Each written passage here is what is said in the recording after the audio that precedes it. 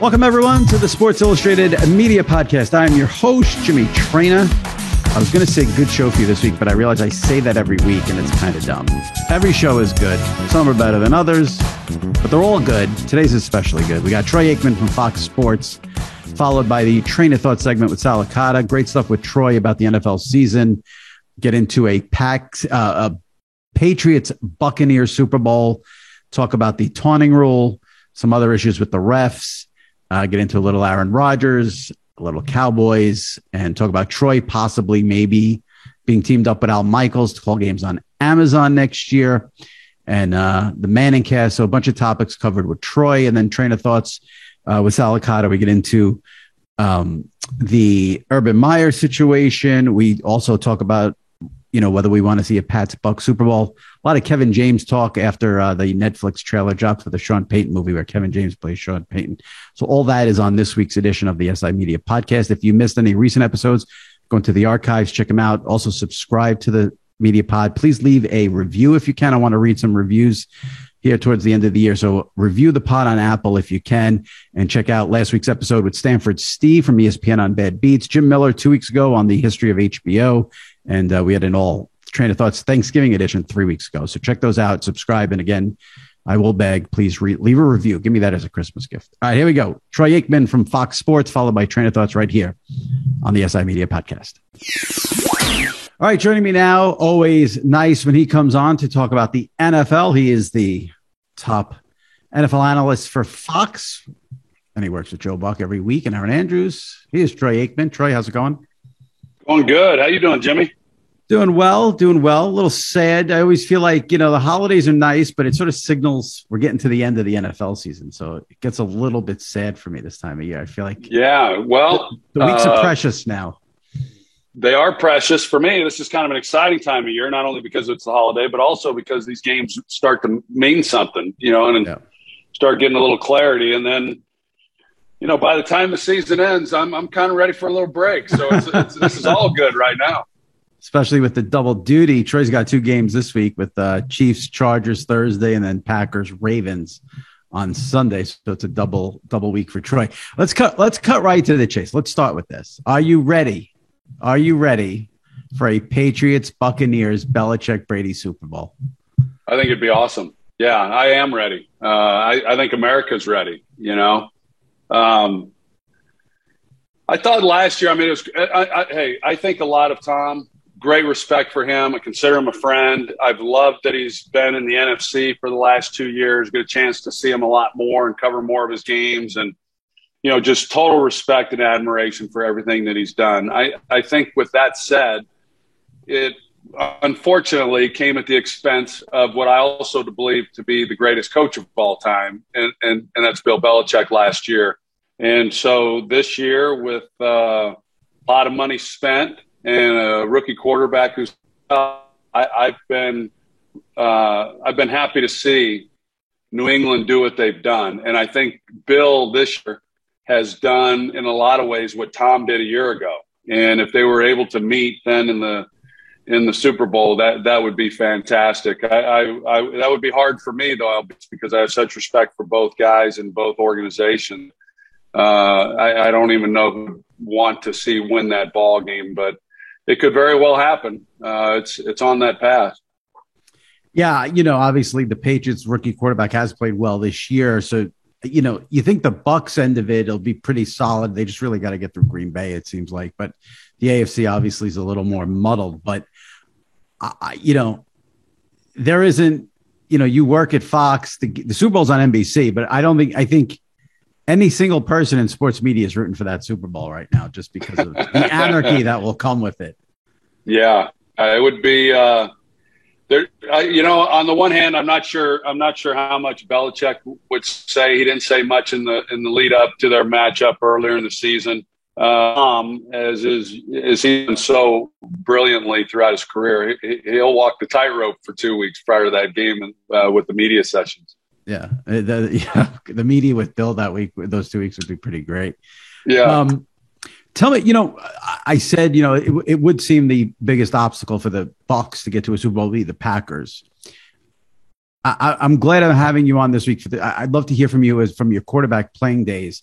Now, on Sunday night, it didn't seem to be a factor at all. But tell me as a quarterback what Aaron Rodgers is going through with a broken pinky toe. I mean, you would think, you hear broken pinky toe. You don't think that's going to be such a huge factor. Now, the way he's playing, it doesn't seem like either. But he has said he's in pain. I know I've read something where they tried to maybe give him a shot. It didn't work. Well, as a quarterback, can that affect him?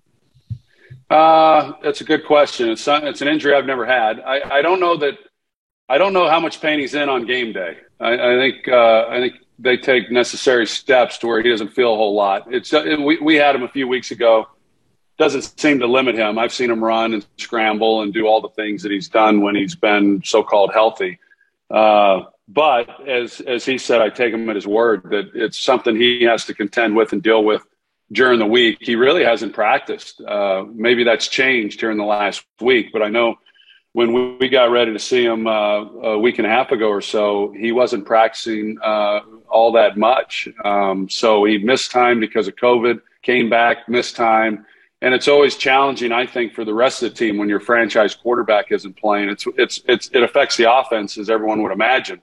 But I think it affects the whole vibe of the defense as well. It just has a negative impact on an entire workout. And for a week, that's saying a lot. But he's able to get through it, obviously, with all the years that he's been able to play. It doesn't seem to me that it's had a whole lot of an impact on his play and what he is or isn't able to do. I will say that for a quarterback, I had a calf injury one time, couldn't run at all, but you're able to manage all that as a quarterback as opposed to if you're a wide receiver or a defensive back. You're at the mercy of having to be able to do certain things, whereas quarterback, I think you can protect and play through a lot of injuries that just simply a lot of other positions cannot. I want to get into a couple of things on this season so far. I don't know. It could just be me. So I'm curious your take on this. I can't remember. I mean, I think it's good that everything seems to be wide open this year, especially the AFC. NFC may be a little more tightened up. I don't remember though. Listen, there's always been bad teams in the league, but I don't remember this many, pretty much horrific and unwatchable teams. I mean, the Giants are unwatchable. The Jets are unwatchable. The Texans. Even, you would think the Jaguars would be a fun team to watch every week because of Trevor Lawrence. They are unwatchable. Is something going on here that, we're missing, or you think this is par for the course? What's going on with these? It's funny. I really haven't looked at it quite that deeply. I guess maybe because I'm not in the New York area, so I don't, I don't have to watch. Not even in, I don't have to watch the Jets or the Giants every week, but I understand what you're saying. I think there are always a handful of teams that are, for the most part, to use your word, unwatchable. But I agree with you also that I thought Jacksonville, I was excited for them. They had a lot of things that I thought were really in place for them. And I understand you're going with a rookie quarterback, and we've seen rookie quarterbacks have more success in recent years. As we just said, we're seeing it in New England for sure. He's got a better supporting cast, but I don't think the supporting cast in Jacksonville is as poor as what they've shown, which leads to a whole nother conversation as far as what's happening there with Urban Meyer and all the reports that are coming out of there. And, will, in fact, he continue to be their head coach in the foreseeable future. But, yeah, there's some bad teams. And I think kind of the maddening thing or frustrating thing on a much smaller scale for me, but more to those that root for those teams, is that some of these so-called unwatchable teams have been that way for too many years. And in a time when we have so much parity and teams going from last place to contending, the Jets, the Giants, the Jaguars, Chicago has, they've been somewhat, I think they kind of tease you a little bit with their competitiveness, but there's been a lot of teams that just have not been very good for quite some time. Detroit, obviously another one. So that's a disheartening thing, probably more for those fan bases. Yeah, a lot of those teams, it's like every year. But you can be bad and fun. Those teams are bad and not fun. And you don't see them because you're doing the A game every week. But it's sometimes it's rough in New York because you're just stuck with the Jets and the Giants, and Well, it is, and I get a little taste of it from time to time doing the Thursday nights where we'll have two bad teams, and it seems like this year whenever we've had those games, the game has actually been pretty compelling. It's Right. been a fun game to watch.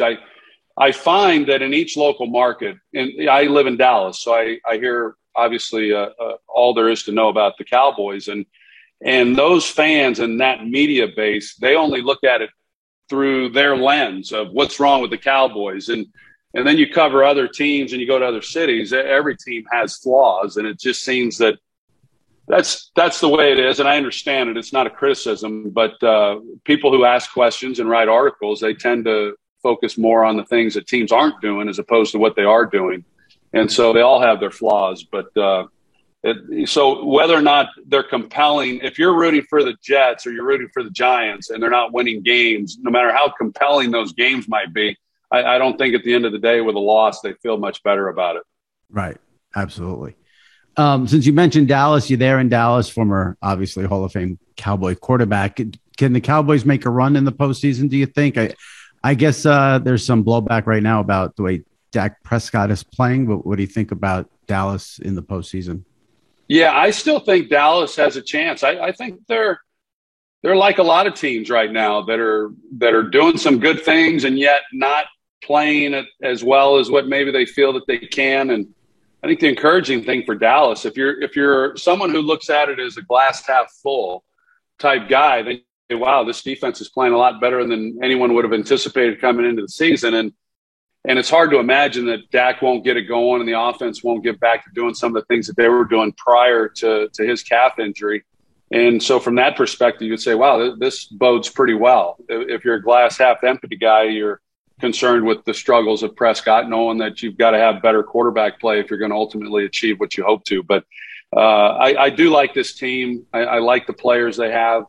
They've got a lot of weapons on offense. I think they just need to get healthy. I'm not certain. I don't know that he's not, but I'm just not certain based on what I've seen of him. I don't know that Dak is really all that healthy. It seems like he's playing through some things, and if not, he's certainly not playing with as much confidence as he once was. But I think if he does need to get healthy and he's able to do that along with Zeke Elliott, I think they've got a chance to go as far as they want. I mean, they can play with anybody when they're playing well. They've proven that. And I think there's way too much football left in this regular season to even start to try to figure out who's going to be playing well once we get into January. Right. So many injuries still to happen, unfortunately, and a lot to go through here. You know, it's funny. We talked about some NFC teams here with the Bucks and Packers and Cowboys. You caused a little bit of a stir a couple of weeks ago. I guess you did an interview where you said you were talking about the Rams and said that you don't think super teams in the NFL work. And I saw that get a lot of headlines. And I guess the main rebuttal to that people had were last year's Bucks. Now, I don't think last year's Bucks were a super team, but I'll give you a chance to maybe expound on that and if what your theory is there about the Rams and super teams.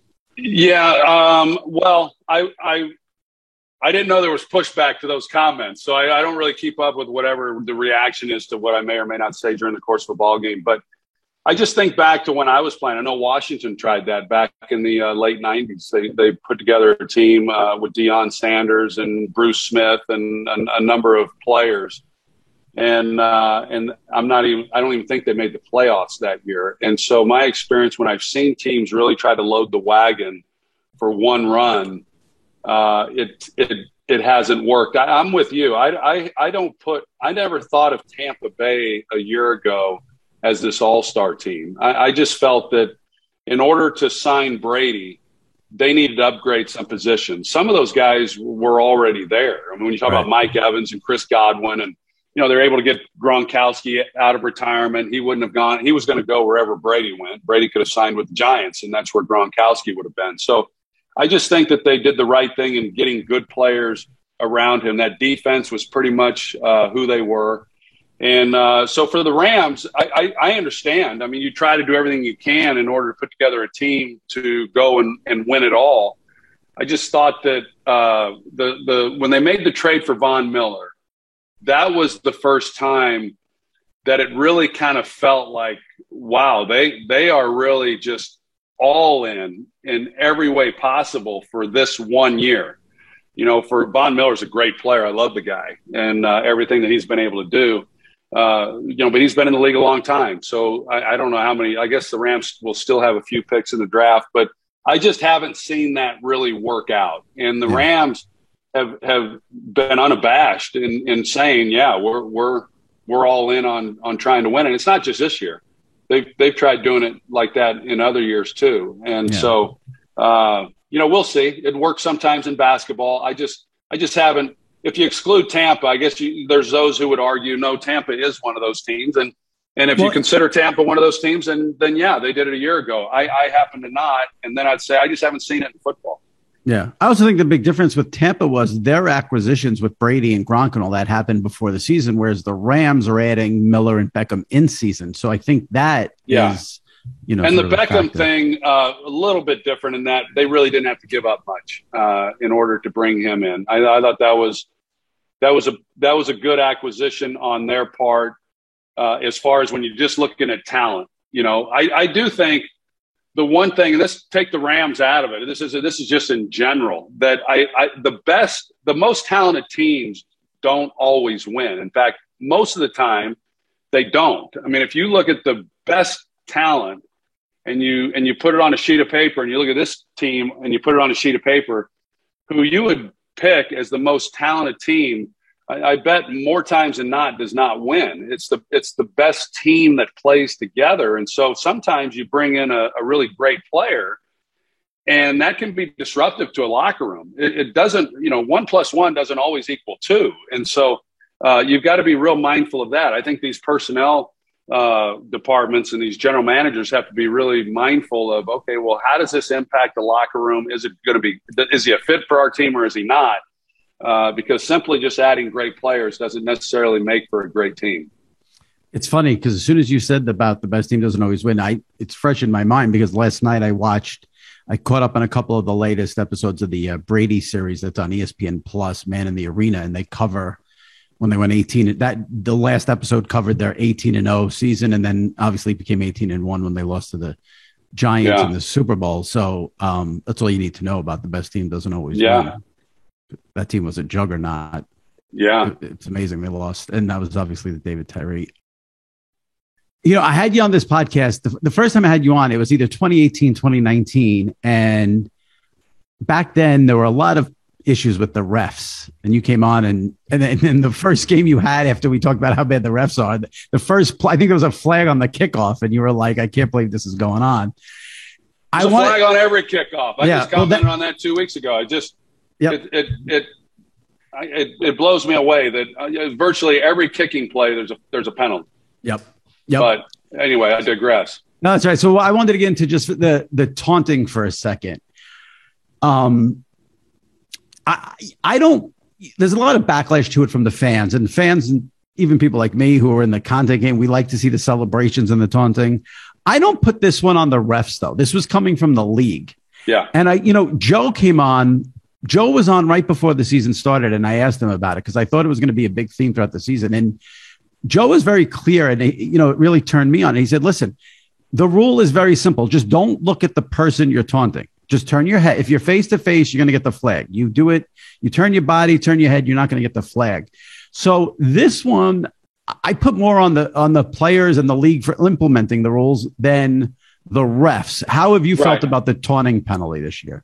Well, I think it's gone too far. I mean, I understand the emphasis. I'm not sure exactly what the league does to receive their data on what they determine that's going to be their points of emphasis, but this was one.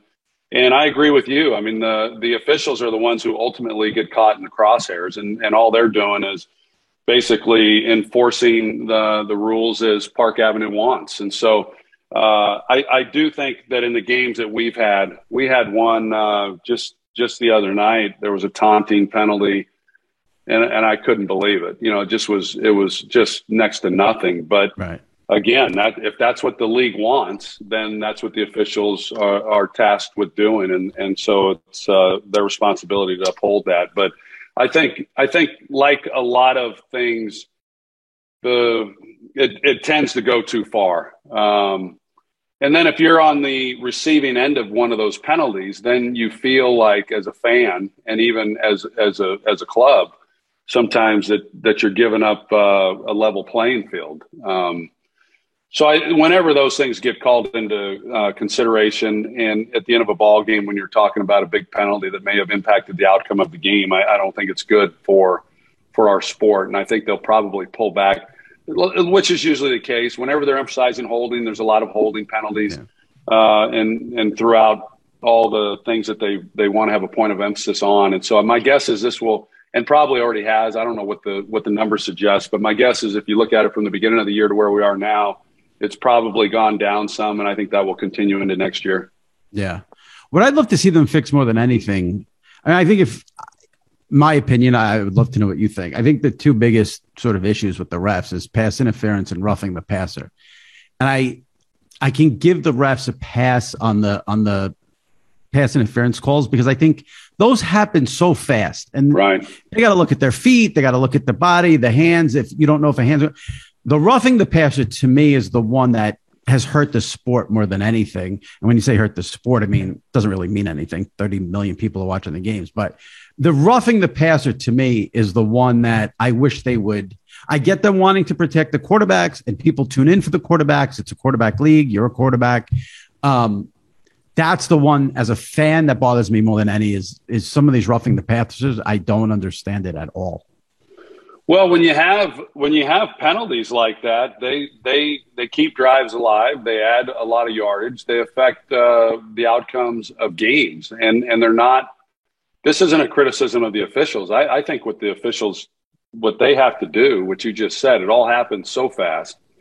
And then with our cameras being able to slow everything down to milliseconds, and then we say, oh, well, that was a bad call or this was a good call, and nobody takes into consideration that they're having to make these calls in real speed, live speed. And so it's an impossible task in a lot of ways. I think that the league tried a couple years ago, as you know, to address the pass interference after the NFC Championship game with the Saints and the Rams. Yeah. And that the following year was a total debacle. Right. And I was one of those who have always felt that, that being the most penalized penalty, that if you're talking about like 50 yards, it's gained on a play because of a pass interference call, it should be reviewable. They tried that and it didn't work out so well. So we were just having this comment, Joe and I were a couple nights ago before one of our games. And back when I was playing or years ago, whenever a call was made, if it was wrong or you thought it was wrong, there wasn't a lot of time spent on it. There wasn't a lot of time spent on it by the announcers, by the networks, by replay. And you just kind of moved on. Right. And if it was the wrong call, you said, okay. But now it's, replay has really made our game even more controversial than it was. And so when I was playing, the vote came in about instant replay. I was against it.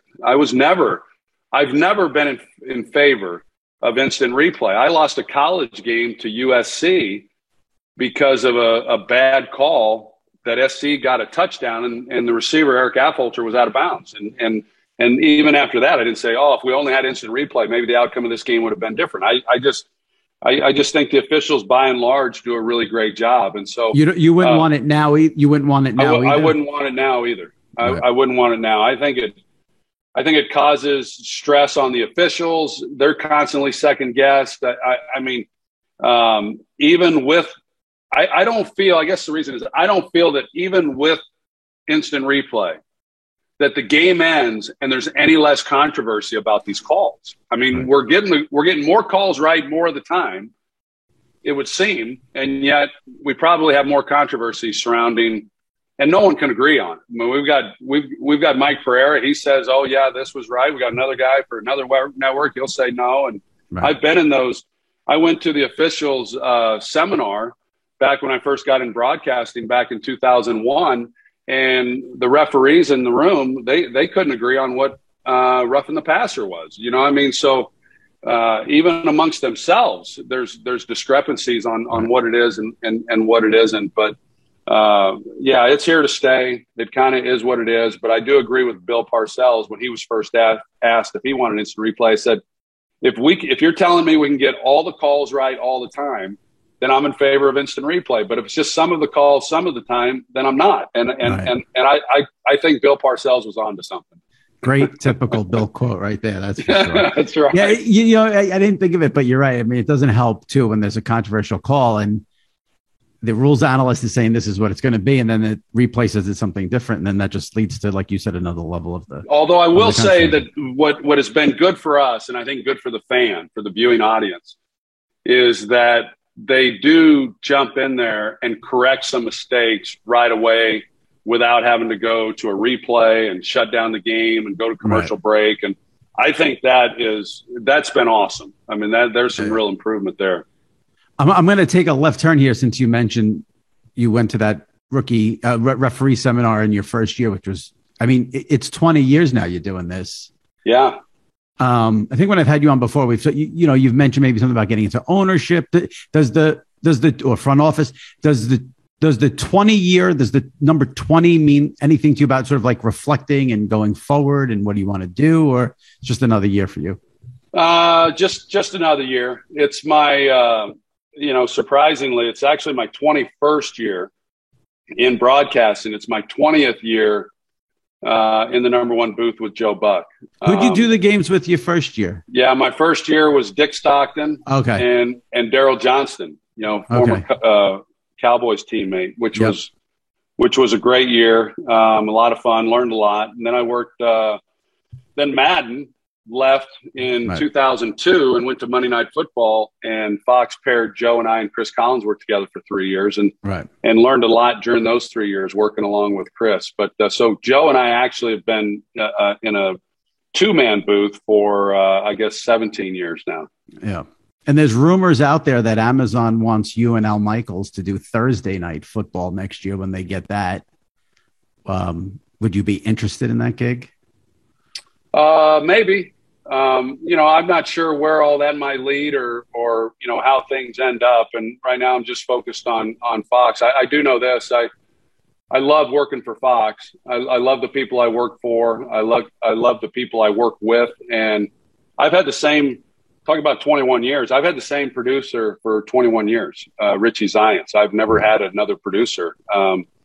Whether it was with Stockton or working with Joe Buck and Eric Shanks now with David Hill and Ed Gorn, and David Hill hired me, and now Eric Shanks and Brad Stager. And so I've been really fortunate. It's kind of a mom and pop type operation that I don't know it's that way at other networks. That whenever I have a question, to be able to call the people who actually sign my checks is pretty nice. And so I've enjoyed that. Now, where it might lead with Amazon, I'm aware of those conversations as well. I guess time will tell. So listen, I wouldn't expect you to come on here and be like, oh yeah, Jimmy, I'm going to Amazon with Al Michaels. But I do have one question that I hope you could, would you, if the Amazon thing was going to happen, would you just be doing Amazon, or would you be doing Amazon and Fox, or you don't know that yet? Yeah, I'm not sure. There's been conversations, like I've not had conversations myself with anyone with Amazon or with Fox about this. So there has been conversation that if Amazon had an interest in me, maybe I would continue with the same schedule that I've been doing. And that is Thursday nights with Amazon and then doing the late game and the playoffs with Fox. I will say that that's a lot. I've been doing it for 4 years now. I really thought I'd do it for 1 year. And the first year was a lot of fun doing Thursday nights, a primetime game and something that I had never done before. And then now here I am in my 4th year. It's a lot. It takes, I don't want to say it takes the enjoyment out of it because I really love what I do. What it takes away is the time spent with the crew and really being able to get to know and enjoy the people on your crew. There's people who have been on our Fox crew now for 2 or 3 years who I really don't know because I haven't been around them. And I think that like any good team, that's part of it. I mean, that's kind of the magic in what you do. And so I'm not ruling that out. My preference, because of how difficult it is, my preference would be to get back to a normalized schedule and do one game a week. I want Joe. If you left Joe for Al, it'd be one of the great like broadcasting transitions that a color man can make. It would, I mean, you got 2 of the best right there. You go from one to the other. I think that, I think Joe is the best, and I've really enjoyed working with him. And, I've been fortunate. I mentioned Dick Stockton, and then the last 20 years to be working with Joe. And until you stand right next to somebody and watch him work, I mean, there's people in our business who have a pretty good feel and know that he's good, but still, I don't think anyone has the appreciation for how great he is, other than myself, who stands next to him each and every ball game. I'm a big Joe defender, and he comes on, and I think he's great on and off the field when he's doing the games, not doing the games. Yeah. But I got to ask, because it was like headlines again. I feel like this comes up once in a blue moon when Joe does interviews. He always references this time when he peed in a bottle while doing the game and calling a touchdown. And everyone goes to Joe about this. And I think you slyly tried to get him to talk about it during a recent game because he was saying something about a long game. But no one goes to Troy and says, how did Troy feel about the guy next to him peeing in a bottle while they're doing a game? I want to know what it was like from your perspective. I'm not sure. I'm wondering if I was at that game. I mean, I'm wondering if it was before me when he was doing a game. I don't recall. Okay. I don't recall it ever happening. I wouldn't count it out. I mean, I wouldn't say. I mean, that's something you think you would recall. Yeah. I mean, I think I would have noticed. I mean, I can't imagine being that sly that I wouldn't have noticed. But no one goes to the bathroom as much as I drink. I got it right here. I drink a gallon to a gallon and a half of water every day. Hold that up again for the people on YouTube. I want them to see. It's like bigger than your torso. Holy cow! This is a full gallon, and so I'm going to the restroom. The greatest people ask about the various broadcast booths. As long as there's a bathroom in the broadcast booth, I'm happy. I don't care what else. So can you go to the bathroom like team punts? Commercial before the next team takes next possession, you can run to the bathroom and get back in time? Usually most stadiums, the bathrooms, if there's not one in the booth, there's one right outside the booth. It's pretty convenient where it's located compared to our broadcast booth. There are stadiums where I know that Carolina is one. There's another one.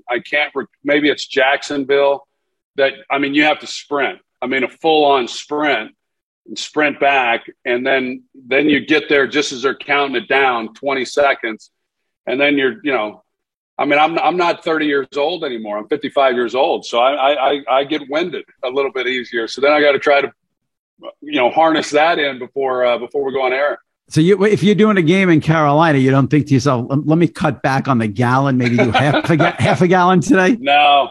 My health and wellness is more important. So I still take the jug and drink it. I enjoy your Instagram. You have a lot of good posts on Instagram about health and wellness, and I enjoy it thoroughly. So thank you. Yeah, it's been real important. I've kind of teased it a little bit. I teased it again today. I've got a venture I've been working on for 2 years. We're announcing it right after the new year. Early January, we're going to be announcing what it is. I can't say just yet, but I'm really, really excited. And I think people are going to really like it. So I'll leave it at that. But, health and wellness has been real important to me, Jimmy. I've worked out, ever since as far back as I can remember. I've always wanted to be a professional athlete. I've always worked out. And then even more so after I retired, health and wellness became even more important to me. And so it's not quite in that space, but it fits as to where I'm at right now with my life and things that are important to me. Are you going to be competing with TB12? No. Okay. We don't want that. I mean, no, I think if we've learned anything over the last 20 plus years, it's that you don't compete with TB12. So right. Talk about, you don't need to advertise. Just look at the guy who's running the company, and that's all you need to know. That's right. We talked about a little bit about the broadcasting stuff, and I even mentioned Amazon. I mean, there's a rumblings out there. They want the Manning cast. You have not been on the Manning cast yet, have you? No, I'm not. Okay. Cause they got 2 left. So they got 2 more left to get you on there. Now I'm trying to blank about what I was going to ask you. Oh, I know you're a big, you love the ESPN pregame with the, Randy Moss segment there. You always, So do you watch the Manning cast after that? Or are you sticking with the regular telecast? I have to ask any football person who comes on this year what they think about the Manning cast since it's been. Yeah. I watched a little bit of it the first week. And then I've watched little bits and pieces here and there. I saw a little bit of when Joe was on with them a week or two ago. I flip over a little bit. And I've enjoyed it. I think it's a cool format. I think we're always trying to kind of reinvent things and figure out a new, fresh way to present something. And I think they've done a good job with that. And we've already known, I think, the personality of Peyton Manning, but it comes out even a little bit more natural, a lot less scripted from a commercial or something like that. So I think that's been really great for him. It's been great for Eli. I think it's been great for viewers. I don't watch it quite as much. I gravitate more towards the broadcast just because I really want to watch the game. And it seems to me like maybe the Manning cast is more of a second screen type thing, which I don't multitask very well. But so I tend to watch the regular broadcast so I can keep up with the game a little bit more. But they've had great guests. It's been entertaining when I've clicked over and watched some of it, and they've done a great job with it. Would you ever want to be a part of that kind of not the Manningcast, but that type of broadcast, or you would just want to stick to doing the games the way you've done them in the natural, traditional way? It's a good question. I think the important thing to me, like I've been asked if I'd want to do a studio show, if I'd want to do a pregame show. And I think at some point in my career before I'm done, I think I probably would. I've done Fox's pregame show. I usually do it once a year. Whenever I've got a game in LA, I'll go in early and do it. But the reason I enjoy doing that show so much is because of the guys that are on it. And I love Jimmy and Terry and Howie and Kurt and Stray. And so I just enjoy the time. I don't view it as extra work. I don't view it as anything other than I get to go hang with the guys. And I think that's how they all look at it. And that's why it works. So I would enjoy doing a show. I'd enjoy doing any kind of show if I really enjoyed the guys I was with and had a real friendship and relationship with them. Because I think the viewer picks up on that. I think the viewer, when they watch Peyton and Eli, they know obviously they're brothers, but you can tell there's a lot of respect for each other and they really like each other, and it comes across. And I think that part of the success that Joe and I have had, if anyone, there's people who don't like us. I mean, let's be honest, but the people who do like us, I think the reason that they do as much as anything is they sense that there's chemistry there and we genuinely like each other and we're friends. I think that's something as well as I do, that you can't simply fake that if you're on camera together. Right. Yeah. I mean, the Peyton Eli thing, I've said this before, my biggest fear is like, other networks try to copy it, and it's like, which they probably will. Yeah. And then it becomes, then they have, and then, okay, well, is it as good as it was? And yeah. It's a fine, I don't have I've never interviewed Peyton. I've never met Peyton, so I don't know anything about him personally, but he does seem like the type of guy, and I could be wrong, but like, I don't think he'd just let anyone sort of, bust his balls. Like, I think Eli can get away with it because it's his brother, and that obviously adds so much to it. So it's, other networks are going to try to copy it, but you don't, it's a really fine line there. And, it's not going to work with other people, I think. Yeah, there's no doubt. Yeah. Is that, you mentioned the hectic schedule with Thursday, Sunday. Now when we get into this time of year with the holidays, Christmas, New Year's, is everything just heightened for you? Or, I mean, you've got games. Are you doing the Christmas Day game? Yeah. Now, is that a bummer for you? Like, you miss Thanksgiving with the family, you miss Christmas with the family, or you think, okay, this is my job, I get paid well, I just do it, I don't think about it? I'd like to be with my daughters and family for the holidays. My girls both in college. I'm an empty nester for the first time this year, and so getting to spend time with them. But I'll get to spend time with them. They're home for a month, and so right. But yeah, missing that I view more as just part of the job. I goes back to when I played. I've only had one Thanksgiving off since I was 21 years old, and that was my first year when I was on the number 2 crew with Dick Stockton and Daryl Johnston, and that was nice. But other than that, for 30 plus years, I've been working on Thanksgiving. I worked on Halloween this year. I worked on Christmas last year. I work on Christmas this year, and it's just It's just all part of it. Now we're in Lambeau. We're in Green Bay on Christmas afternoon. Right. Now if I'm snowed in and I can't get out of there, that's a whole different conversation. I'm gonna end it on this. I'm gonna see if I get you to say something controversial, but I'm sure you won't. But I got it. Were you a little teeny tiny bit bummed that you had to do Lions and Bears on Thanksgiving? No, that was one of those games. I was trying to think. I know we've had games that were less than compelling going in, and that was the one. But I said to our crew, I really think this is going to be a great game. I mean, these are two teams that aren't very good. They're talking about firing the coach right after this game. The Lions haven't won a game, and but I think this is a really interesting, compelling game in just a nonsensical kind of way, and it ended up being every bit of that. So. You love your job. That's what that proves. I love your job. Yeah. Because I tweeted the day before that game, or maybe 2 days before that game. I said, if I'm Joe and Troy, I call my Fox bosses and I say I tested positive for COVID, and then 2 days later on Thanksgiving, you say false positive. Yeah, I'm good to go on Sunday. That actually was a fun game. That was a fun game to call. But it reminds me, I will say this, Jimmy, that when you are preparing for one of those games like that, which if you're on the fourth, fifth, sixth crew or whatever, that's most every week that you're getting games like that.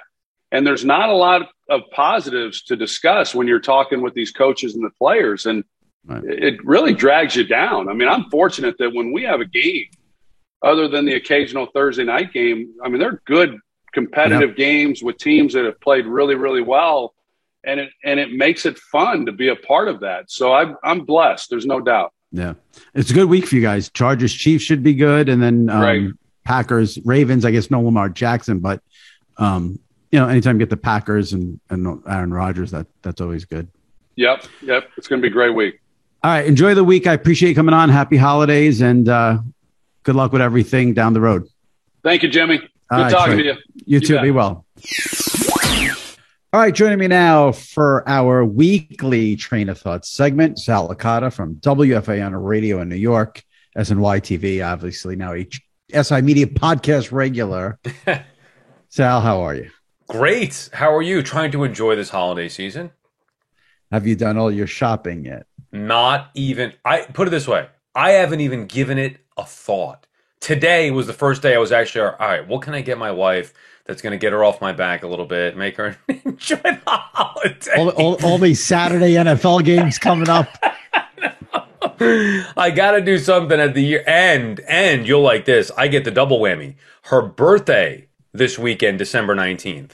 So I not only get December 19th, the birthday, which happens to be a football Sunday this year, and then Christmas that follows. And I have to separate them, otherwise. Right. Yeah. Oh, that's a whammy with the birthday falling on an NFL Sunday. And it usually falls on the NFL Saturday. I've gotten used to that over the last couple seasons. So listen, I can sit here for like 80 hours and go through a billion things that make me old. It happens. Like there's not a minute that goes by where I don't feel old. And one of the things that always makes me feel old is whenever I say to someone about, did you do your Christmas shopping, or I got my Christmas shopping or anything, and they're like, why are you just doing it on Amazon?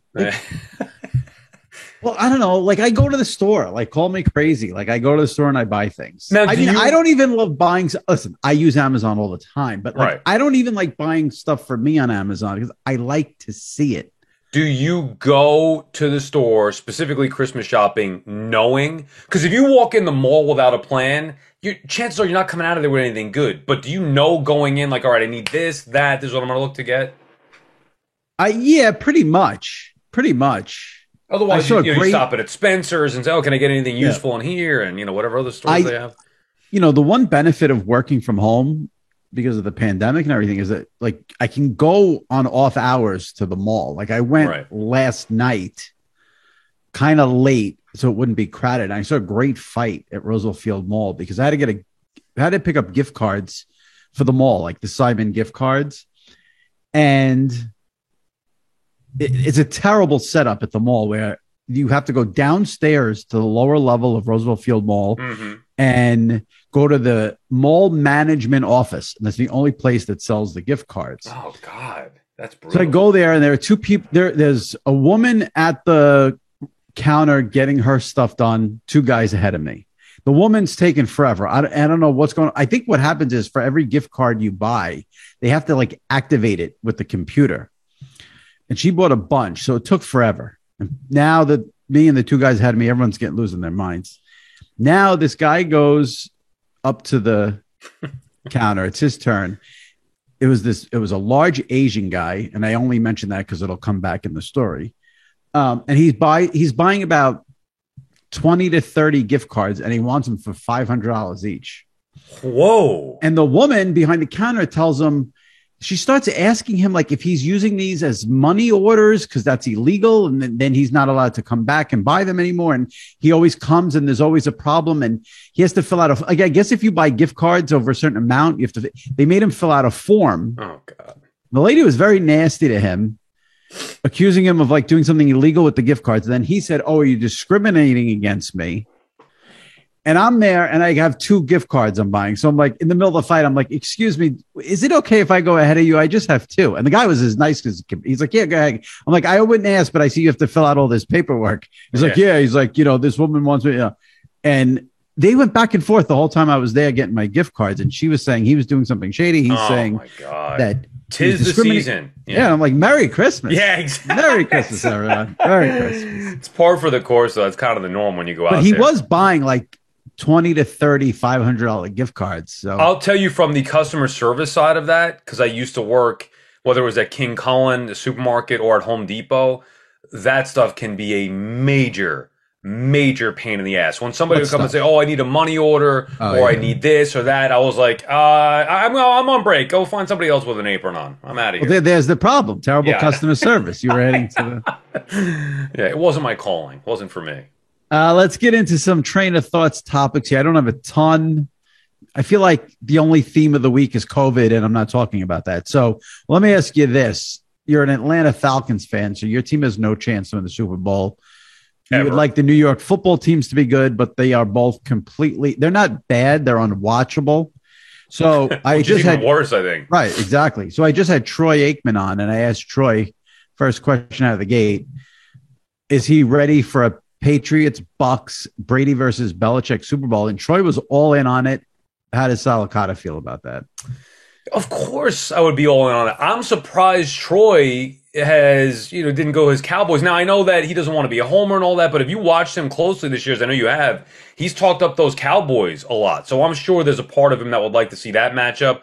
How could now I hate the Bucks, full disclosure. I have been in the Belichick camp, and how could you not love Brady and respect Brady, especially now that he's shown a personality? It would be the ultimate matchup on the ultimate stage, and I personally would be pulling hard for Belichick to get one back on Brady or really have one over on Brady. Last year, Brady did his thing. He looked like the king. Now Belichick has a chance to get back. So yeah, I mean, sign me up. What would be the better matchup than that? That's what I'm curious about.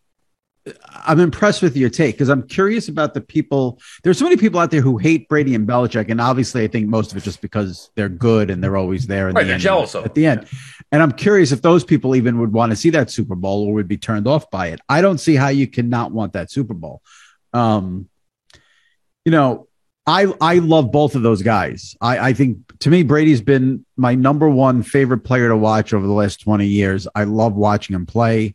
I love the personality that's there. I'm biased. I've said this a million times. I interviewed him 100 years ago in person. He couldn't have been nicer. So I've always loved Tom Brady. I think Belichick's the greatest coach of all time. I think he's actually the only coach in the NFL who actually knows how to coach the game. Agreed. It's amazing that no one else knows how to do it. Not even close. Now, listen, I like the Chiefs. I love Mahomes, but we've seen them the last couple of years. I'd rather see the Patriots in there with Belichick. I think if Rodgers is there, it's going to be 2 weeks of like COVID and, I'm immunized stories. I don't want to see that. I couldn't possibly want a Bucks Pat Super Bowl anymore. I hope it happens. It's not going to be easy, especially for the Patriots rookie quarterback, but the other key that you bring up is the week in between where it's all about the storyline. So now I'd be into Dallas, and I think that there's some storyline there. Even Rodgers, I know would get annoying with the COVID stuff, whatever, but there's no better story maybe ever going in. And you can talk about how many rings this guy has or Super Bowl trophies this guy, but that story where the greatest head coach of all time versus the greatest quarterback of all time going head to head after just 2 short years ago, they were in the midst of their dynasty run. It would be, you couldn't draw that up. So I would sign me up for that. The one thing that would annoy me is because of the way we are now in this society, everyone would take it as whoever won that matchup, right? That's the better, right, football talent. And that's obviously, I hated the fact that because Brady won last year, some people try to diminish Belichick. Of course they did. Oh, look what the Pats did without him. That bothered me because I thought the other way. Oh, look what they did without him. They couldn't even make the playoffs. They stunk. Blah blah blah blah blah. Oh yeah, look at him now. So just further proof that people are idiots. That's the greatest quarterback of all time. That's the greatest coach of all time. And if you don't, story. Yeah, exactly. Next train of thoughts topic. I don't know what there is here to say about Urban Meyer, but I do think one of the things that's not being talked. I mean, a lot of people are saying, and rightfully so, you get away with a lot of bullshit in college. You're not getting away with it in the NFL. I mean, college football is totally rinky-dink nonsense compared to the NFL, where you're dealing with professionals, the media, everything. But it goes to show, like, when you think about it, there are so few top-level college coaches who go to the NFL and succeed. It's really amazing. And all these, even people want to say like Matt Rule's done. So, when Matt Rule first came on, it was, oh, Matt Rule is so great. Who were the college guys? Jimmy Johnson. Now you're talking about 100 years ago. I'm talking about last 5-10 years. Who's the college coach that's come in? Kingsbury? Okay, you want to give me him? Which I'm shocked at still to this day. I'm shocked that was the case. I'd say the jury's still out on saying he's a great coach, but okay, You want to throw me Kingsbury. But like, I'm just surprised these NFL teams always dip into college. I would go for the assistant way more than I would go for the college coach. I get what you're saying. It's an inexact science, right? Because I always hated the idea of, let's go get the hot coordinator. Dan Quinn, because he was the defensive coordinator on a tremendous Seahawks team. All of a sudden, that means the Falcons are now going to have a great defense. And that's just one example. But how many times have we seen it where you get the hot coordinator who's good, in this case, defensive. He goes to the Falcons. They never play defense, and their strength is offense. Or Brian Billick years ago leaves the Vikings 15-1. Brilliant offensive mind, goes to the Ravens. They couldn't score to save their lives, but yet they had the greatest defense that we've ever seen since the 85 Bears. So I don't love the hot coordinator either. So what is it? Do you go special teams? I actually think, here's what I think it is. I think the guys who are most successful are the coaches who have already had a job, head coaches who have had a job, been fired. Maybe it didn't, Belichick, classic case with Cleveland. Then he goes to New England. He's a genius. Andy Reid, Philadelphia. Then he goes to KC, gets a Super Bowl. I'd rather take a chance on that person. Now, listen, so would I, for the record. Right. And I know we're going to get that's why I didn't mind, and I know this is going to sound nuts, especially in retrospect. I didn't mind Adam Gase because I figured, all right, I like the guys who go somewhere first, fail, learn, like Josh McDaniels to me, next place he goes, going to be a stud. Right. That's my point. I'd rather go for a Josh McDaniels than any college coach. I've heard for years about Kirk Ferentz. Basically, and the bottom line is this. Everyone's going to, the story right now is, as we tape this, the whole thing is about Urban Meyer kicked the kicker.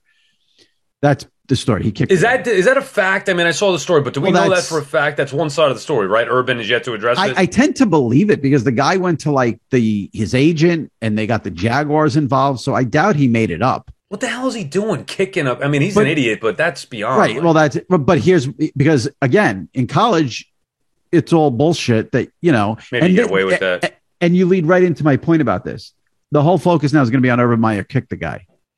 It's the quote that the kicker claims Urban Meyer gave him. When the kicker said, Josh Lambo, don't kick me. And Urban goes, I can do whatever I want. I'm the head coach. Oh, God. Well, that's the bullshit that's college football nonsense. That is not going to fly in the NFL. Right. I don't understand why he's still there. That's what Josh Lambo has been in the league a long time, kicker or not. It doesn't matter. I mean, you can't, first of all, obviously it goes without saying, you can't kick somebody, but that quote, you're right. I mean, Look, I like the head coach to have order and to be the leader, and I want him calling the shots. But it's got to be respectfully done, and understand that you're dealing with professionals, not young, immature college kids who happen to be partying in their dorm room. Well, that's what you think. Belichick is doing any of this, nonsense? No, but he's got order. Well, I think if something happened and somebody questioned him, he'd probably be cut the next day. Simple as that. If it were done in a disrespectful manner. And here's, to me, the other thing that this is why I don't understand why Urban Meyer's still there. He's a complete joke. And Trevor Lawrence has not gotten better from like a rookie quarterback. You're supposed to see some improvement. Trevor Lawrence has shown nothing the whole year. So to me, that's right, to knock on him as well on the field. Let me just ask you though, how did we get to the point? Because now there's the groundswell, and I understand, the incident with the young girl out at the bar and them losing. But how did we get to the point prior to him getting that job? And I know he quit and whatever, and retires and comes back, but Urban Meyer was once looked at like one of the great coaches.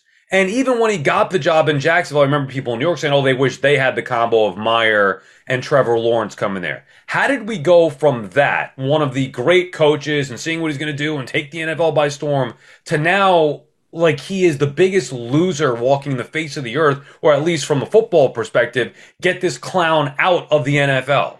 Well, a couple of things. I think he was super successful in college, but surrounded by unbelievably shady stuff that in college you can sweep under the rug. All you have to do is go watch on Netflix the Aaron Hernandez doc. Well, of course. Who played for Meyer, and when Aaron Hernandez would get in trouble with the police would go to, I don't know if they'd go to Urban Meyer, but they'd go to the football department at Florida, and then they'd get everything, sweep it under the rug, of course. Right. So a lot of shady stuff that goes on. And then the bottom line is the NFL is not college. He's trying to do what he did in college in the NFL.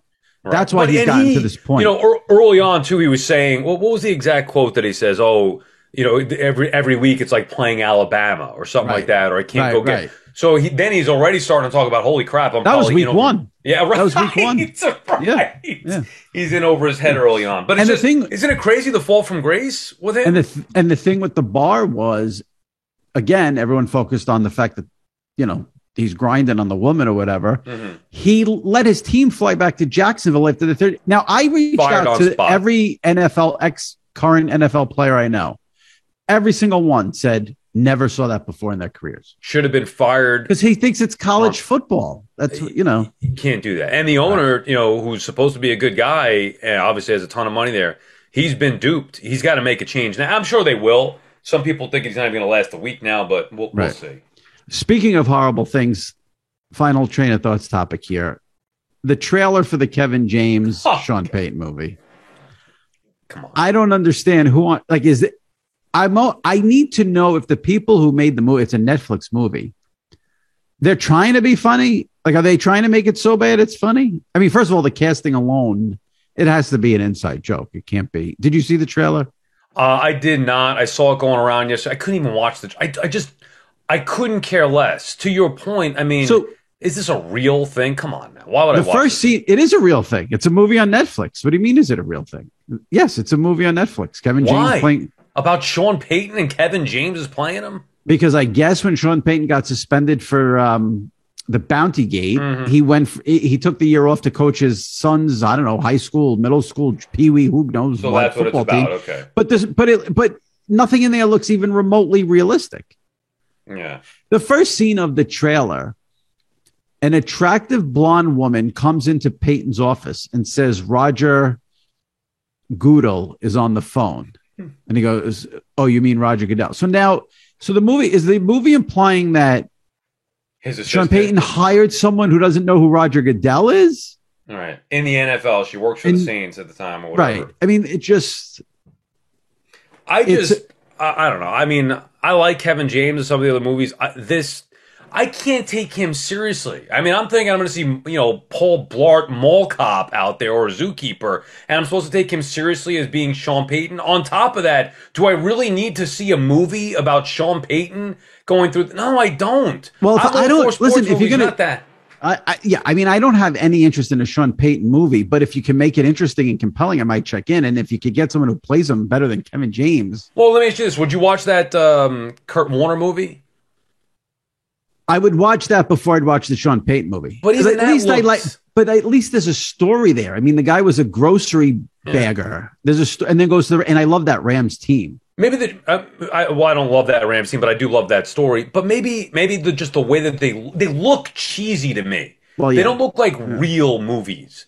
I love a good sports movie. How you going to cast Kevin James to play Sean Payton? I mean, I will say, for the interest of full disclosure, I do have a vendetta against Kevin James, though.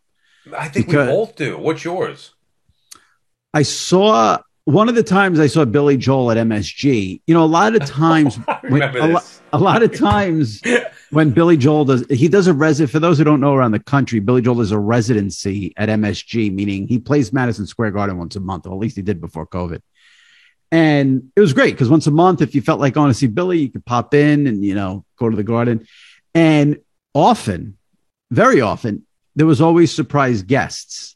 I think one night I saw Paul Simon. One night, Bryan Adams, Bon Jovi. Bryan Adams. Yeah.